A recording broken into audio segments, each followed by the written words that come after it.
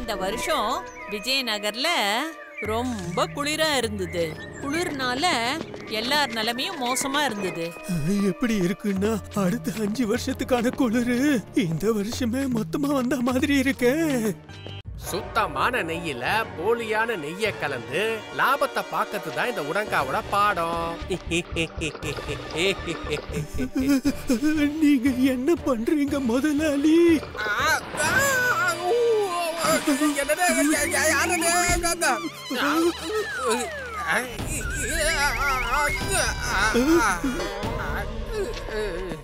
நான் ஒன்னும் பண்ணல. என்னோட நெய் மொத்தத்தையும் நீ கொட்டிட்ட, சிறுக சிறுக சேமிச்சு. அப்புறம் நீ ஒண்ணுமே பண்ண நான் சொல்றேன். இப்ப இத சுத்தம் பண்ண போறது யாரு? அது நான் இப்ப பேசுறத நிறுத்திட்டு நீ வேலைய பாரு. வாடிக்கையாளர்கள் வரப்போறாங்க. கடையோட நிலைமைய பார்த்துட்டு ஒருவேளை வாடிக்கையாளர்கள் அப்படியே போயிட்டாங்கன்னா அப்புறம் பெரிய நஷ்டம் ஏற்பட்டுரும். சிறுக சிறுக சேமிச்சு.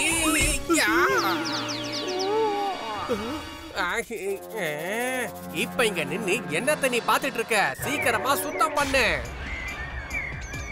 உடாங்கா ரொம்ப சத்தம் போடுறத கேட்டுட்டு சில பேர் அங்க வந்துட்டாங்க. அப்புறம் அதுல ஒருத்தர் மகா மந்திரி சாரங்காவும் இருந்தாரு. உடாங்கா எந்த அளவுக்கு புத்திசாலி அப்புறம் தந்திரமானவனோ சாரங்காவும் அந்த அளவுக்கு புத்திசாலி. அவர் நியாய தர்மத்துக்காக அந்த ராஜ்யம் முழுக்க போக நினைச்சாரு. துணியை எடு, எல்லாத்தையும் நல்லா சுத்தம் பண்ணு, சிறுக சிறுக சேமிச்சு. துணியா? அத நான் எங்க இருந்து கொண்டு வர்றது? நீ என்ன போட்டுக்கிட்டு இருக்க? குர்தா. இந்த குர்தாவை கழட்டி அதை வச்சு நீ சுத்தம் பண்ணு. ஆனா என்கிட்ட இந்த ஒரு குர்தா தான் இருக்கு. அப்புறம் நான் என்ன போட்டுக்கிறது? அத பத்திலாம் எனக்கு தெரியாது. சீக்கிரமா பண்ணணும். எனக்கு கொஞ்சம் நஷ்டம் ஏற்பட்டா கூட நீ அவ்வளவுதான் பாத்துக்க சொல்லிட்ட. அந்த தந்திரமான உடங்கா ரமனோட ஒரே ஒரு குர்தாவனால அந்த இடத்த சுத்தம் பண்ண சொன்னான். அப்போ சாரங்கா உடங்காவுக்கு ஒரு பாடம் கத்து கொடுக்க நினைச்சாரு. அப்புறம் அவரு முன்னாடி வந்தாரு. நிறுத்து. மகா மந்திரியாரே, நீங்களா? நீ சொல்றது சரிதான் உடங்கா. தப்பு இந்த ரமன் மேலதான். இவர் உனக்கு நஷ்டத்தை ஏற்படுத்தி இருக்காரு. அதனால இதை இவர் சுத்தம் பண்ணி அந்த நஷ்டத்தை தீர்த்தே ஆகணும். மகா மந்திரி வாழ்க. நானும் இதத்தான் சொல்லிட்டு இருந்தேன், சிறுக சிறுக சேமிச்சு. இருப்பா, நான் இன்னும் முழுசா பேசி முடிக்கவே இல்லை. ரமன் தன்னோட குர்தாவை கழட்டி கண்டிப்பா சுத்தம் பண்ணுவாரு. அப்புறம் நீயும் இவரு போனதுக்கு அப்புறம் இவரோட குடும்ப பொறுப்பு எல்லாத்தையும் நீதான் ஏத்துக்கணும். அப்படின்னா நீ சொன்னதை நான் அப்போல இருந்து கேட்டுக்கிட்டு தான் இருந்தேன்.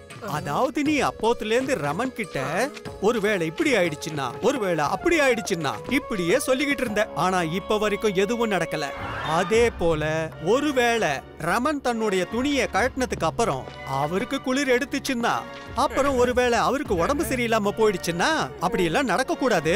அப்படி ஒருவேளை இவருக்கு ஏதாவது ஆயிடுச்சுன்னா இவரோட குடும்ப நிலைமை என்ன ஆகும்? அவரோட குடும்பத்துல இவர் ஒருத்தர் மட்டும்தான் சம்பாதிக்கிறவரு. ஆனா இத பத்திலாம் நான் கொஞ்சம் கூட யோசிக்கவே இல்ல. அட ஆனா ஊனா எல்லாம் உடங்கா. இத சொல்லு, ரமன் இந்த கடையை இப்ப சுத்தம் பண்ணணுமா பண்ண கூடாதா? சரி ரமன், நீ உன்னோட குர்தாவை கழட்டு. அப்புறம் உடங்காவோட ஆசையை நிறைவேற்றிடு. அப்படி ஒருவேளை இவனுக்கு நஷ்டம் ஏற்பட்டுடுச்சுன்னா? இல்ல இல்ல இல்ல, எந்த நஷ்டமும் ஏற்படாது. ரமன், தப்பு எல்லாமே என் மேலதான். நீ போ, எல்லாத்தையுமே நானே சுத்தம் பண்ணிக்கிறேன்.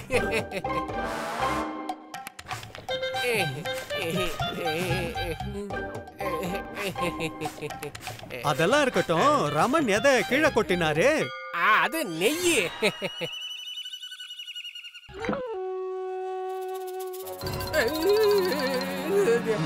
இது போலி நெய்யே. நீ நம்ம ராஜ்யத்துல போலியான நெய்ய வியாபாரம் பண்றியா? மகா மந்திரி அவர்களே, இந்த ஆளு எப்பவுமே கலப்படமான பொருட்கள் தான் எங்களுக்கு விக்கிறாரு. இப்ப புரியுது. இவரோட கலப்பட நெய்ய சாப்பிட்டுதான் எனக்கு உடம்பு சரியில்லாம போயிடுச்சு. எனக்கும் தான், என்னோட குடும்பமும் தான். உடங்கா, நீ கலப்பட நெய்ய வியாபாரம் செஞ்சு பெரிய குற்றத்தை செஞ்சிருக்க. இதுக்கான தண்டனை கிடைக்கும். என்னுடைய நியாய அடிப்படையில உனக்கு இதுக்காக 3 தண்டனை கொடுக்கப்படும். என்ன 3 தண்டனையா? மகா மந்திரி, நான் நிறைய கேள்விப்பட்டிருக்கேன் உங்களோட நியாயம் என்னைக்குமே தப்பாகாதுன்னு. ஆனா இது அப்படியே தலைகீழ மாறிடுச்சே. ஒரே ஒரு தப்பு தான் செஞ்சேன், ஆனா 3 தண்டனையா? இது எப்படிங்க நியாயமாகும்? அப்படின்னா சரி, உனக்கு நிச்சயமா தண்டனை கிடைச்சே ஆகணும். உனக்கு நான் ஒரு யோசனை சொல்றேன். அதாவது நீ 3 தண்டனைகள்ல ஒரு தண்டனையை தேர்ந்தெடுத்துக்கலாம். எந்த மாதிரி 3 தண்டனைகள்? ஒண்ணு, உன் கடையில இருக்கிற மொத்த நெய்யும் நீ ஒரு ஆளே குடிக்கணும். இல்லன்னா 100 சவுக்கடி வாங்கணும். அப்படி இதுவும் வேண்டாம்னா நீ என்ன பண்ணணும்னா 1000 தங்க பொற்காசுகள் யாரெல்லாம் உன்னோட கலப்பட நெய்ய சாப்பிட்டு உடம்பு சரியில்லாம போனாங்களோ அவங்க கிட்ட கொடுக்கணும். இப்ப சொல்லு, எந்த தண்டனையை ஏத்துக்க போற? சவுக்கடி வாங்கறதுன்றது உடங்காவுக்கு முடியாத காரியம். 1000 பொற்காசுகள்ன்றது அந்த கஞ்ச கருமிக்கு ரொம்பவே அதிகமானது. ரொம்ப நேரம் யோசிச்சதுக்கு அப்புறமா அவனுக்கு என்ன தோணுச்சுன்னா, நெய்ய குடிக்கிறது தான் ரொம்ப சுலபம்னு அவன் நினைச்சான். தண்டனை ஆரம்பிக்கட்டும்.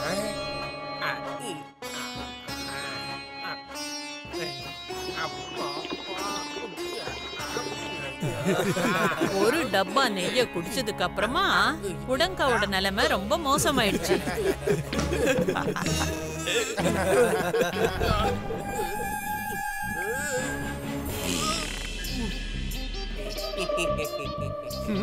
என்ன நிறுத்திட்ட?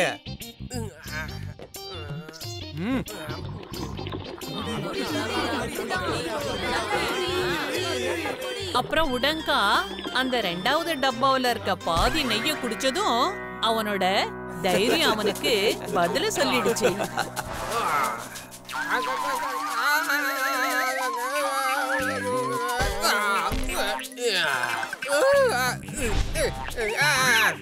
மகா மந்திரி அவர்களே, இது என்னால முடியாது.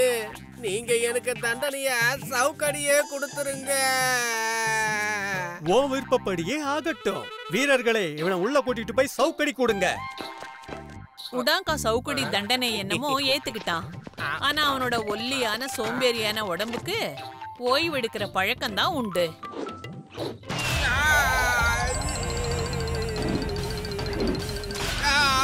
சவுக்கடி வாங்கறதுக்கு அவனால முடியாது. சில சவுக்கடியிலேயே யாராவது என்ன காப்பாத்துங்க, சிறுக சிறுக சேமிச்சு என்ன மன்னிச்சிருங்க, நான் 1000 பொற்காசுகள் கொடுக்க தயாரா இருக்கேன்.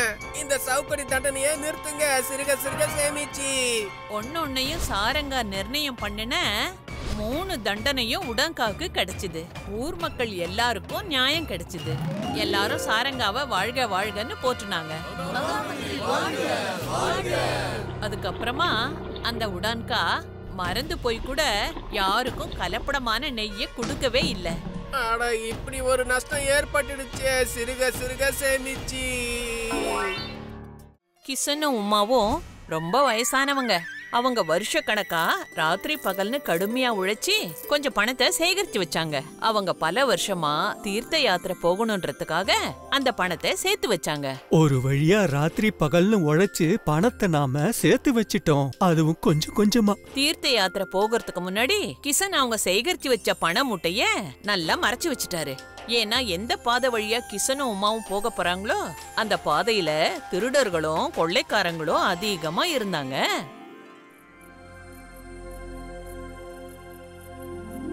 நான் ரொம்ப சோர்ந்து போயிட்டேன். இனிமே இந்த பண மூட்டைய நீ பாதுகாப்பா வச்சுக்க.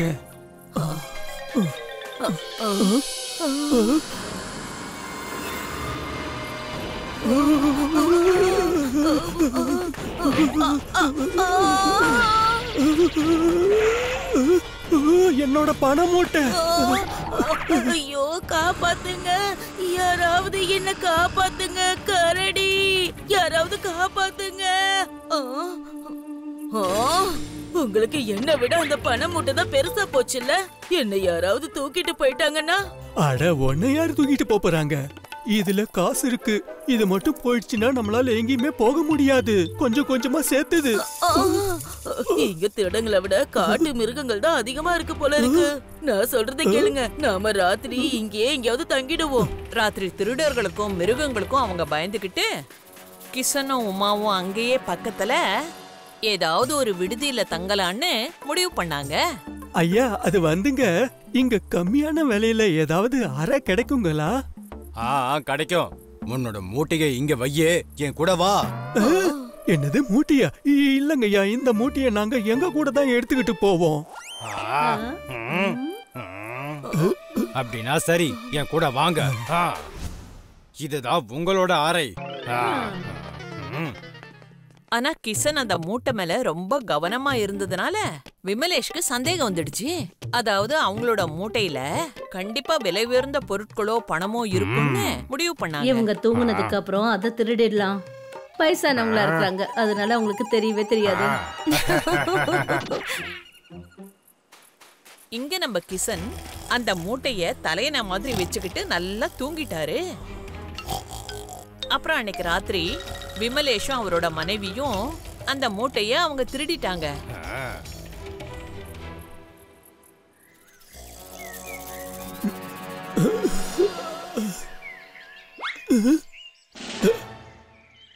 என்னோட மூட்டை, என்னோட பணம். அடடா, நான் மோசம் போயிட்டேனே. என்னாச்சு? யார் அது? நம்மளோட பொருள், காசு எல்லாமே திருடு போயிடுச்சு. என்ன? கண்டிப்பா இந்த இடத்தோட முதலாளி செஞ்ச காரியமா தான் அது இருக்கணும். நேத்து கூட அந்த மூட்டையை இங்கே வச்சுட்டு போங்கன்னு அவர் சொன்னாருல்ல. வாங்க, ஒழுங்கா எங்க மூட்டைய கொடுத்துடு. நீதான் திருடுன்னு எங்களுக்கு தெரியும். திருட்டா? அதுவும் நானா? நீங்க தங்கத்துக்கு நான் இங்க இடம் கொடுத்தா அதுவும் ஏன் மேலேயே பழிய சுமத்துறீங்களா? ஒழுங்கு மரியாதையா வெளில போயிடுங்க, போயிடுங்க. எங்களுக்கு மந்திரியாரே, எங்களுக்கு அநியாயம் நடந்துடுச்சுங்க ஐயா. நாங்க ரொம்ப வருஷமா கஷ்டப்பட்டு சேர்த்து வச்ச பணத்தை அந்த விடுதி முதலாளி விமலேஷ் திருடிட்டான். மகாராஜா கிட்ட சொல்லி நியாயத்தை கேட்க சொல்லுங்க. ஆனா இது எப்படி நடந்தது?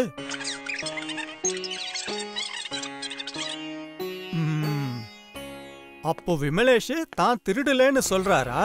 நீங்க அவர் திருடினாருன்னு சொல்றீங்க. ஆனா இதுக்கான ஆதாரம் உங்ககிட்ட எதுவும் இல்ல. என்கிட்ட இதுக்கு ஒரு திட்டம் இருக்கு. கண்டிப்பா நியாயம் கிடைக்கும். அப்ப உடனே திட்டத்தை சொல்லுங்க. அதுக்கு முன்னாடி நீங்க எனக்கு ஒரு வேலை செஞ்சு ஆகணும். நீங்க என்ன சொன்னாலும் செய்றோம். முதல்ல என்ன வேலைன்னு சொல்லுங்க. சரி சரி சரி, என்கிட்ட ஒரு பெரிய டோலக் இருக்கு. அதை நீங்க என் வீட்ல இருந்து அரண்மனை வரைக்கும் கொண்டு வரணும். முதல்ல இந்த வேலையை செய்யுங்க. அப்புறம் இதே வேலைய விமலேஷும் செய்ய வேண்டியது இருக்கும். அப்புறம் இன்னொரு விஷயம், அந்த பெரிய டோலுக்கு கொஞ்சம் பாரமா இருக்கும். அத பார்த்து பத்திரமா கொண்டு வரணும். நீங்க சொன்ன மாதிரியே செய்யறோம் மந்திரியாரு.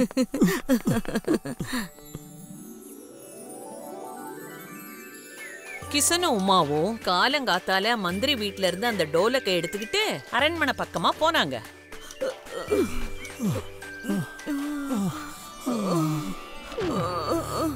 இந்த டோலுக்கு ரொம்பவே பாரமா இருக்கு. நியாயம் கேட்க போனோம். ஆனா மகாமந்திரி நமக்கே தண்டனை கொடுத்துட்டாரு பாருங்க. நம்ம தீர்த்த யாத்திரை போக கூடாதுன்னு அந்த கடவுள் முடிவு பண்ணிட்டாரு போல இருக்கு. ஆனா என்னமோ போயிடுச்சு. பேசாம வீட்டுக்கு போயிடலாம், இல்லன்னா உயிர் போயிடுங்க. நீ சொல்றது சரிதான். ஆனா மந்திரி சொன்ன வேலையை நாம செஞ்சுதானே ஆகணும். வா, கிளம்பு. 2 பேரும் டோலக்கை எடுத்துட்டு அரண்மனைக்கு போனாங்க.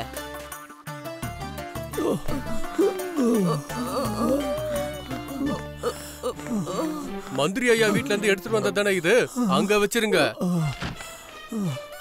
அதுக்கப்புறம் சாரங்கா இதே வேலையை விமலேஷ் கிட்ட கொடுத்தாரு.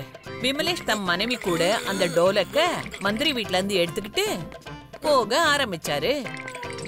என்னங்க, சரி சரி, சீக்கிரமா வாங்க.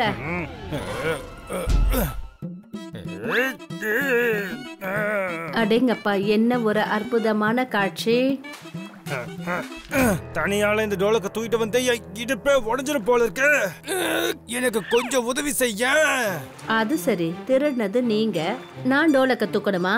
ஆனா அந்த பணம் மூட்டையை திருட சொல்லி சொன்னது நீதானே. முடியாது.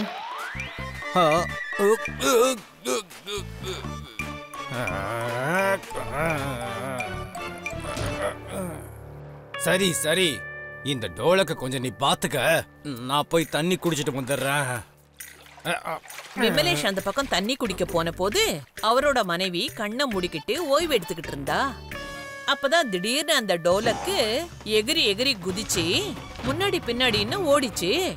ஐயோ, இந்த டோலக்கு ஓடுது, யாராவது பிடிங்க பிடிங்க, அந்த டோலக்க பிடிங்க பிடிங்க, அந்த டோலக்கு ஓடுது, பிடிங்க. டோலுக்கு தூக்க தான் முடியல. ஆனா நீ அதை பிடிச்சிருந்திருக்கலாம்ல. ஒரு வேலையை கூட ஒழுங்கா உருப்படியா பண்ண மாட்டேற. அப்படியா? திருடும் போது இதெல்லாம் நினைச்சு பாக்கலையா? சரி சரி சீக்கிரம் கிளம்புங்க. அப்புறம் அந்த மாமந்திரி நம்மள திருடங்கன்னு நினைச்சுக்கிட்டு நமக்கு தண்டனை கொடுத்துருவாரு.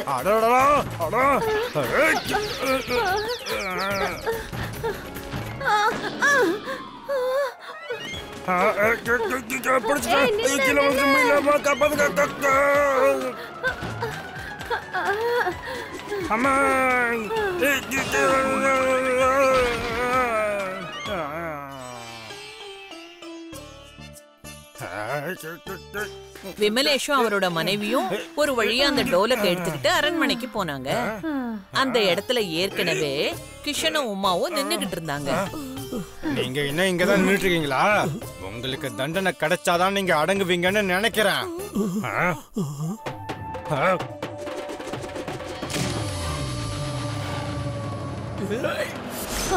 மகாமந்திரி நீங்களா?